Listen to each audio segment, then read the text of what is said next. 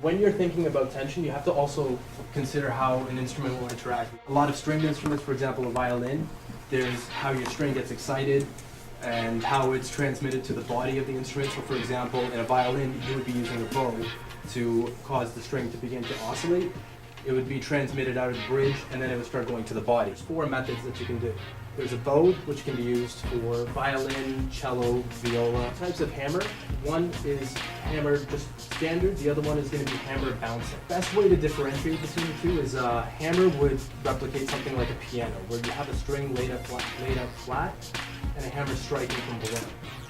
Whereas hammer bouncing would be something closer to a hammer dulcimer, string laid out flat, and there's a mallet or some sort of hammer that's actually hitting it from above. But a hammer dulcimer.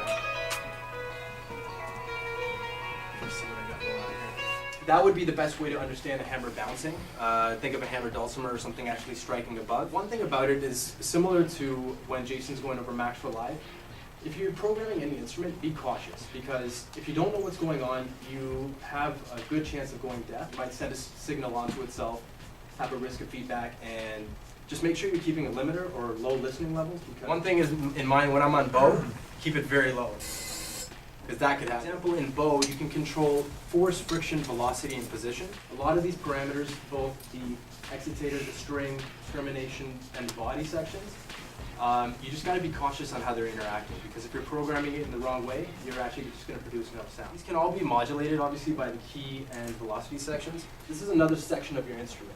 This is going to control the dampers and how they're reacting with, let's say, a piano, which, for people that are not familiar with pianos, the dampers are the actual felt pads that touch the strings afterwards in order to minimize the release. This section right below the excitator is your string section.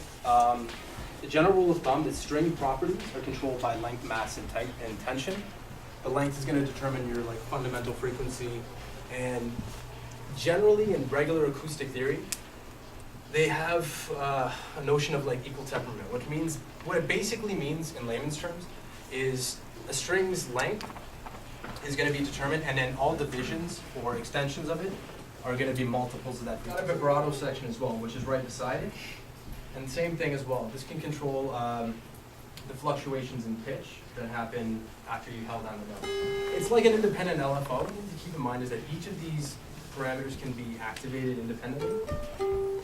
The only thing that happens is that the more parameters you have active, the more CPU you're draining. So if you find that your instrument, after you start programming, it sounds aux, it sounds really good, and you got all the parts that you need, but you can't add anything else, just freeze the track or flatten it depending on how you want to control it. The body section, you guys have 4 parameters to choose from in the chooser. You can choose between a piano body, guitar body, violin, or it also has a Foreman filter. And for those that are not sure what a Foreman filter does, it replicates some of the phonetics of vowel sounds and finds that specific frequency band, so the A, E, I, O, U. So you can make your string instrument have a little more tone in the vowel. Stretch tuning. Well, this is what I was mentioning before, where it's stretch tuning versus equal temperament. Equal temperament is basically that it's tuned perfectly. So if I hit C1 and then I go for C2, they're going to be exact multiples of fundamental frequency. Stretch tuning is a little bit different. What it means is basically it's a little more of a natural sound, where as I increase and go up octaves on a piano, it would start to get sharper, and then as I start going to lower notes, it starts to get flatter. Unison is basically going to stack the multiple voices on top of each other when you're hitting one note. So if I hit one right now, I got 4 voices playing, and as you can see, it's kind of, they're reacting like I'm riffing on a string, but because I have the delay time set to 91 milliseconds, if I pull it down, they're all going together. Because honestly, one thing is that with physical modeling, you can't really program a lush instrument a lot of the times. The reason I like this one is because they have stretch tuning and they have two different vibratos. You can kind of create a little more of a natural sounding instrument. Whereas a lot of these ones, they sound like corny sine waves. You guys throw an audio effect rack and then you throw in 4 or 5 of these, you got something lush. And then if you're using some of the macros, you can start controlling how each of them are interacting with each other. So